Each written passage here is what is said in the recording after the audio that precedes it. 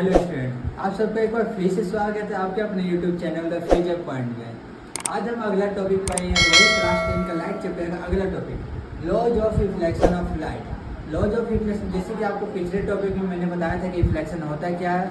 एक बार ये कॉल कर देते हैं। रिफ्लेक्शन मतलब the bouncing back of light from a surface, किसी भी सरफेस से जो लाइट टकराता है वापस आता है उससे बोलते हैं रिफ्लेक्शन। रिफ्लेक्शन के बारे में बहुत सारे डिटेल में बताए थे, आप लोग देख सकते हैं पिछले वीडियो में। आज हम पढ़ेंगे laws of reflection of light. Light का नियम क्या, लाइट का सिद्धांत क्या, जो लाइट टकरा के वापस आता है उसका सिद्धांत क्या है। तो दो लॉ है, दो नियम है। पहला नियम क्या बोलता है, द इंसिडेंट है, रिफ्लेक्टेड है and normal all lie on the same plane mirror. मतलब कि इंसिडेंट है, रिफ्लेक्टेड है और नॉर्मल, ये सभी एक ही प्लेन मिरर में लाई करते हैं। जैसे कि हमको आपको बताए थे पिछले वीडियो में, डायग्राम बना के बताए थे कि इंसिडेंट ए किसे कहते हैं, रिफ्लेक्टेड ए किसे कहते हैं और नॉर्मल किसे कहते हैं। तो पहला नियम यही है, जो लाइट आता है उसको बोलते हैं इंसिडेंट है, जो लाइट टकरा के वापस जाता है उसको बोलते हैं रिफ्लेक्टेड है। तो कमिंग लाइट है को बोलते हैं इंसिडेंट है और जो लाइट टकरा के जाता है उसको बोलते हैं रिफ्लेक्टेड है। इंसिडेंट है और रिफ्लेक्टेड के बीच एक नॉर्मल लाइन होता है, इमेजिनरी लाइन होता है जो परपेंडिकुलर जाता है। इमेजिनरी लाइन होता है जो परपेंडिकुलर जाता है, ये परपेंडिकुलर है तो इसको बोलते हैं नॉर्मल। मतलब कि जहाँ भी रिफ्लेक्शन होगा वहाँ पे तीन चीज़ होगी, इंसिडेंट है, रिफ्लेक्टेड है और नॉर्मल। ये नॉर्मल कोई भी केयर नहीं होता, नॉर्मल, इंसिडेंट है, रिफ्लेक्टेड है और नॉर्मल, ये सभी के सभी एक ही प्लेन मिरर में लाइट करेंगे। मतलब कि आप लोग देखे होंगे कि ये जो लाइट है आया ये इंसिडेंट है, टकरा के जो वापस गया ये रिफ्लेक्टेड है और ये नॉर्मल, ये तीनों का तीनों एक ही प्लेन मिरर में है। ऐसा नहीं हो सकता कि हाँ यहाँ लाइट टकराया तो किसी और सरफेस से वो रिफ्लेक्ट होगा, ऐसा कभी नहीं होगा। यहाँ लाइट टकराया तो यहाँ से रिफ्लेक्ट हो रहा है, ऐसा कभी भी नहीं होगा। मतलब कि जहाँ पे लाइट आता है वहीं से टकरा के वापस जाएगा और जहाँ पे टकराएगा जहाँ पे आएगा वहाँ पे एक इमेजिनरी लाइन बनता है जिसको बोलते हैं नॉर्मल। तो पहला नियम यही है, इंसिडेंट है, रिफ्लेक्टेड है और नॉर्मल, ये सभी का सभी एक ही प्लेन मिरर में लाई करते हैं। इंसिडेंट है, रिफ्लेक्टेड है और normal all lie on the same plane mirror, ये पहला नियम हुआ।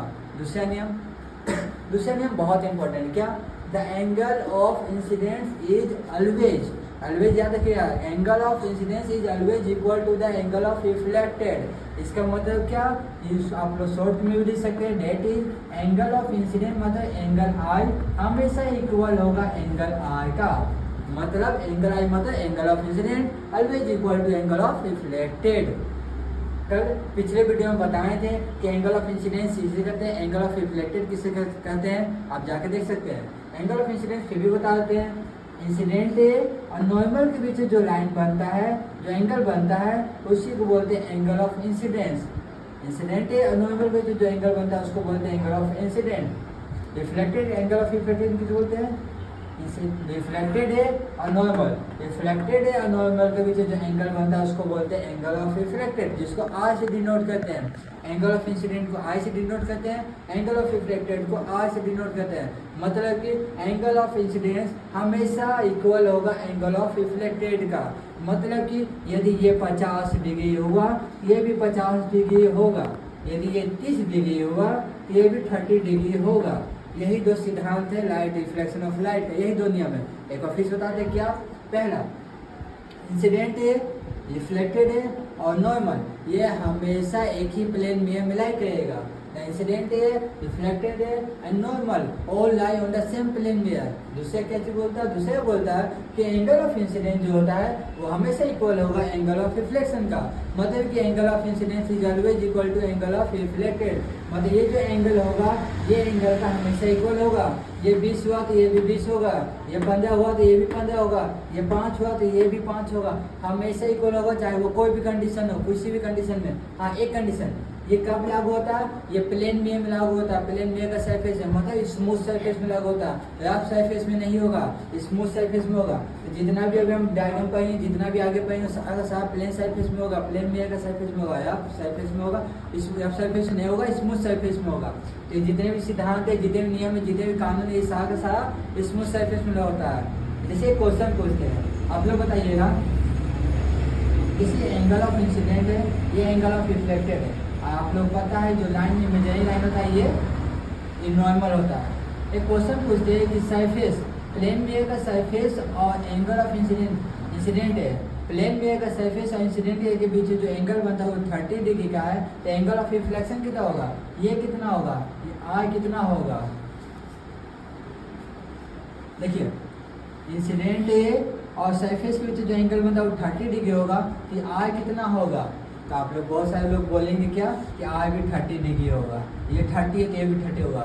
ऐसा नहीं है, ये 30 है तो ये 30 नहीं हो सकता। सेकेंड नियम बोला था कि ये एंगल ऑफ इंसिडेंट इक्वल होगा एंगल आर का, मतलब ये 30 हुआ तब ये 30 होगा, ये 50 हुआ तब ये 50 होगा। यहाँ जो एंगल बना हुआ यहाँ बना प्लेन सरफेस के साथ बना, ना कि नॉर्मल के साथ बना। नॉर्मल के साथ बनता तो ये 20 होता तब ये 20 बोल सकते थे, नॉर्मल के साथ नहीं बनाया है, ये सरफेस के साथ बनाया है। तो फर्स्ट ऑफ ऑल हमको फाइंड करना होगा कि एंगल ऑफ इंसिडेंस कितना है, ये एंगल आई कितना होगा। कैसे फाइंड करेंगे, जैसे कि बताए थे ये जो नॉर्मल होता है ये परपेंडिकुलर होता है, परपेंडिकुलर का मतलब होता है 90 डिग्री, मतलब यहाँ से यहाँ ये 90 होगा। ये जो परपेंडिकुलर लाइन होता है ये 90 डिग्री होता है, यहाँ से यहाँ ये 90 होगा। यदि ये यहाँ से यहाँ 90 है और ये छोटा सा जो एंगल ये 30 है तो ये कितना होगा 60, ये 60 होगा, ये 60 हुआ तो ये कितना होगा 60 होगा। ठीक, एक बार फिर से बताते हैं, जो नॉर्मल लाइन था ये जो 90 डिग्री बनाता हमेशा 90 डिग्री बनाएगा। और ये छोटा वाला जो एंगल है जो प्लेन सरफेस का बना था वो 30 डिग्री था, ये 30 डिग्री है तो ये कितना होगा 60 होगा, और ये 60 हुआ तो ये भी 60 होगा। जैसे एक और क्वेश्चन पूछते हैं, नॉर्मल सा क्वेश्चन है, जैसे एक और सरफेस लेते हैं, ये ये हमेशा डॉटेड लाइन से ड्रॉ करते हैं, ये हमेशा डॉटेड लाइन से। मान लीजिए ये 25 डिग्री है तो ये एंगल कितना होगा, ये एंगल ये 25 डिग्री है तो ये एंगल कितना होगा।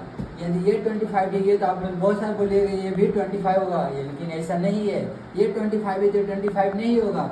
ये वाला एंगल 25 है तो ये 25 हो सकता है, लेकिन ये नहीं हो सकता। हमको ये फाइंड करना है, एस का वैल्यू फाइंड करना, तो कैसे फाइंड करेंगे, सेम कंडीशन वही लागू करेंगे। क्या ये जो इमेजिनरी लाइन है ये 90 डिग्री होता है, पता ही है कि ये जो इमेजिनरी लाइन है 90 डिग्री होता है। ये 25 है तो ये कितना होगा 65 होगा 65। ये 25 है तो 65 होगा, नहीं होगा। ये 25 है तो ये भी 25 ही होगा, 65 नहीं होगा। ये 25 है तो ये भी 25 होगा। यदि ये क्यों, एंगल ऑफ इंसिडेंस हमेशा इक्वल होता है एंगल ऑफ रिफ्लेक्शन का। सेकंड नियम लागू करो, सेकंड नियम पढ़े थे क्या, एंगल ऑफ इंसिडेंस हमेशा इक्वल होता है एंगल ऑफ रिफ्लेक्शन का, मतलब एंगल आई हमेशा इक्वल होगा एंगल आर का। मतलब कि ये 25 है तो ये 25 होगा, तो ये कितना होगा, ये पूरा 90 होता है, ये 25 है तो कितना होगा 90 से माइनस कर देंगे, मतलब कि 65 होगा। ठीक, एंगल ऑफ रिफ्लेक्शन दिया हुआ था 25 डिग्री, एंगल ऑफ इंसिडेंस कितना होगा 25 होगा। ये पूरा 90 होता है, हमको पता है, 90 से इसको माइनस करेंगे तो 65, मतलब एस का वैल्यू 65 होगा, ये 65 होगा। एक चीज और यहाँ पे मिसिंग हो गया, यहाँ पे रिफ्लेक्शन होगा, एंगल ऑफ रिफ्लेक्शन। एक बार फिर से बताते हैं, दो नियम होता है रिफ्लेक्शन का, पहला इंसिडेंट है, रिफ्लेक्टेड है और नॉर्मल। देखिएगा आप लोग यहाँ नॉर्मल के साथ कोई भी रे नहीं लगा हुआ, इसका मतलब क्या, ये नॉर्मल रे नहीं होता, इसलिए रे नहीं लगाना है। Normal all lie on the same plane में, मतलब इंसिडेंट है, रिफ्लेक्टेड और नॉर्मल ये सभी एक ही प्लेन में आएंगे। दूसरा नियम बोलता है एंगल ऑफ इंसिडेंस हमेशा ऑलवेज हमेशा इक्वल होगा एंगल ऑफ रिफ्लेक्शन का, मतलब ये जो एंगल होगा ये एंगल इक्वल होगा, ये 50 तो ये 50 होगा, ये 30 तो ये 30 होगा। ये दो क्वेश्चन बताए थे, ये दो क्वेश्चन को याद रखिएगा। इसके बाद जो टॉपिक है वो मिरर के बारे में है। तो नेक्स्ट टॉपिक नेक्स्ट वीडियो में कि मिरर होता है कौन कितने प्रकार का होता है, दो मिरर होता है, कनकेव मिरर और कन्वेक्स मिरर, दोनों का प्रॉपर्टी क्या है, उससे जो लाइट टकरा के आता है वो किसके ऊपर रिफ्लेक्ट होता है, वो सारी के सारी चीज़ें पढ़ेंगे नेक्स्ट वीडियो में। आशा करता हूँ कि आपको ये वीडियो समझ में आया होगा। यदि समझ में आया तो एक लाइक कर दीजिएगा, सब्सक्राइब कीजिएगा और वीडियो को ज़्यादा से ज़्यादा शेयर कीजिएगा। और आपको जिस टॉपिक पर वीडियो चाहिए उस पर कॉमेंट कर दीजिएगा। भुला गया।